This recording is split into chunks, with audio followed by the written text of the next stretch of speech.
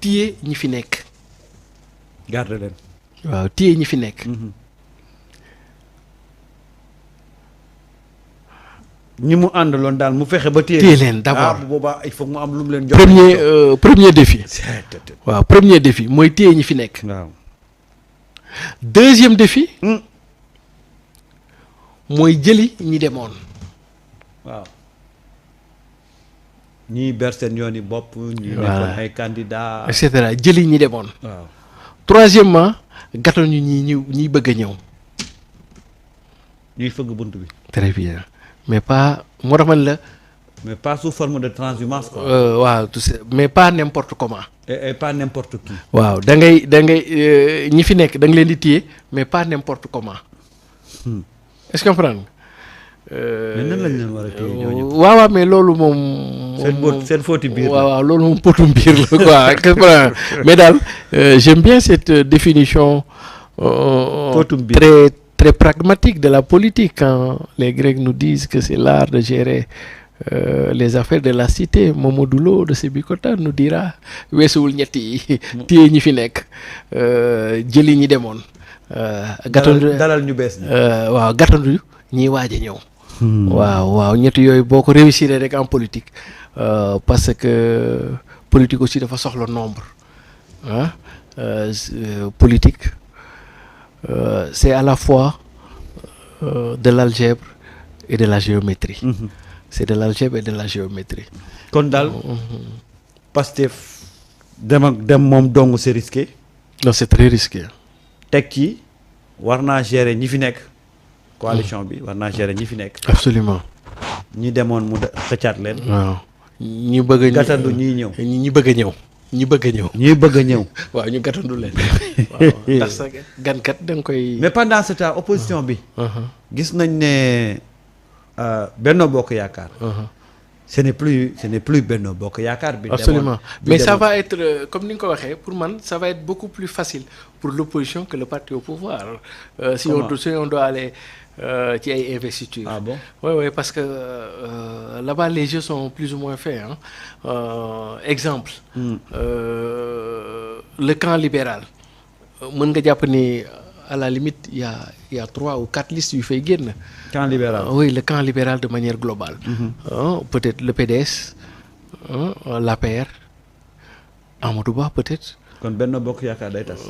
Bon certainement. Est-ce que comprendre donc foofu au moins mën nga ni pour le camp libéral dina am au minimum 3 bon boo ko majoré beneen liste ou 2 listes. Maximum 5. Khalifa Sall dégg naa moom mu ngi ci ay tractations. Absolument donc le camp socialiste. Certainement on devrait avoir AFP. Le parti socialiste. Mais ak yeneen obédience yoo xam ne dinañu génn foofu. comprendre nga ce que j'appelle le camp socialiste. Comme l'ancien candidat là le ministre bi dëkkoon côté damay fàtte côté Mboro yaa Nooto bon damay fàtte turam quoi. et cetera et donc le mouvement ñi xëtt ci lëndëm gi. peut-être du passer 3 ba 4. comprendre nga des individualités encore que ces individualités là danañ jéem a def tout ba jéem a def ay listes communes quoi. pour mutualiser les moyens. Voilà maintenant. Pour moi la grande équation reste le mouvement révolutionnaire quoi. Les investisseurs dans le mouvement révolutionnaire. mais si les Pastef ça va être très compliqué. mën na bañ a yomb ça dépend de la gestion. mën na yomb comme mën na bañ a yomb tout dépendra de la manière dont Pastef va gérer les investitures en fait. Pour man loolu la quoi. Tout dépendra de la manière dont le Pastef va gérer les investitures quoi. En tout cas ça va être très compliqué ci formation politique yu bari. surtout nga xam ne. Ça n'a jamais été facile. D'ailleurs de toute l'histoire politique. Pour un parti au pouvoir, ça n'a jamais été facile. Le moment des investitures. Les partis au pouvoir, ils redoutent les investitures. Parce que ci lay voilà. Alors rapidement Siré bañ a génn ci cadre boobu Amadou Ba chef de l'opposition. lu war a mën a nekk taxawaayam est-ce que mën na ko jëmal fii ñu toll nii ak ni mu mel ci biir APR ni mu mel ci biir Benno Bokk Yaakaar est-ce que incarner chef de l'opposition si boppam sax dana yomb. waaw je pense que Amadou Ba, je pense, va se détacher de l'APR, je pense. Hein. Très probablement. Day créer antithème. Je pense très probablement. Logiquement, disons-le comme ça. Dana créer affaire am te bu créer affaire am daanaka moo mettul da koy séddoo quoi. da koy séddoo waaw da koy séddoo. kan la koy APR quoi. séddoo Non, APR ça veut dire que dana ci tibb lu bari daal dana ci tibb lu bari. Ensuite ñëpp ñi nga xam ni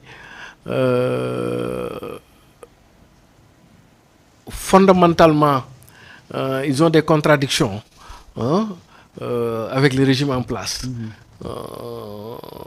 Peut-être Amadou Ba peut avoir un joli coup à jouer sur ñoom. Attention bu ñu xeeb Amadou Ba. bu ñu xeeb Amadou Ba ah oui bu ñu xeeb Amadou Ba quoi bu ñu xeeb Amadou Ba mais fii sama xel di dalee rek ci Amadou Ba en attendant parce que on ne sait jamais de quoi le monde est fait surtout demain est fait mais Amadou Ba moom du opposé wu comme Macky Sall ak Ousmane Sonko ni ñu doon opposé woon du opposé woo comme Abdou Diouf ñu doon opposé ñu doon def ak Ablaye Wade non c'est pas le même style c'est pas le même style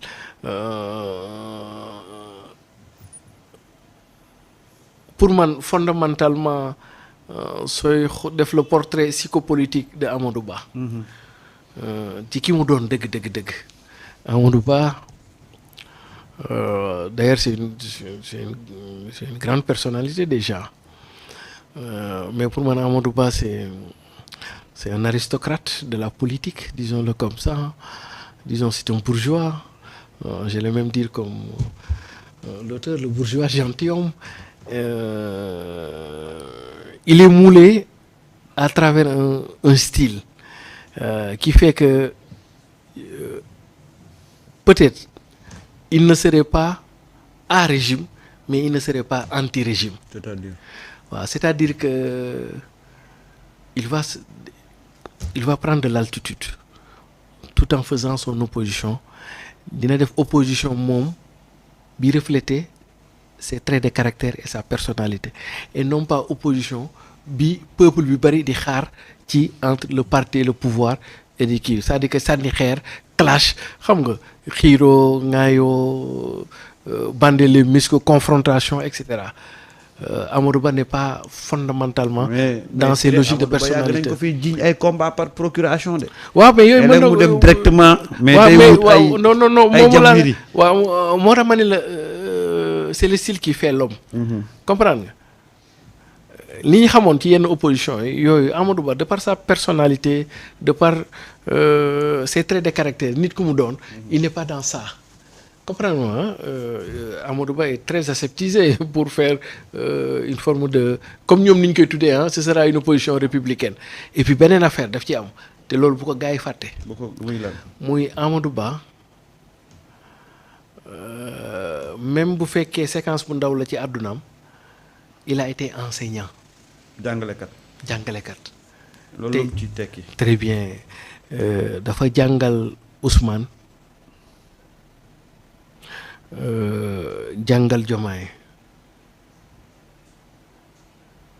moom la Ndiaga Mbaye doon wax ci ses 30 ans de musique au Daniel Sorano lu mu ci wax éducation nationale mu ni dañoo jàng ba jàngal ndaw yi yoo léeg-léeg mu def benn duo ak Youssou Ndour duo bu ñun nag waaye bu neexoon quoi absolument léegi la Grand Théâtre xew rek mais démb moo doon xewee Sorano la woon. waaw Sorano nañ daan defee lépp quoi. léegi Amadou Ba jàngal Ousmane Sonko. très bien mais loolu dafa am lu muy def grand.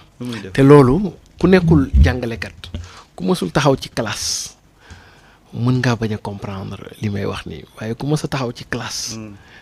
jàngale même bu dee benn année la di nga comprendre li may wax nii. muy lan xam nga bu yàlla dogalee ngay jàngal nit jàngale rek wala jàngalekat rek.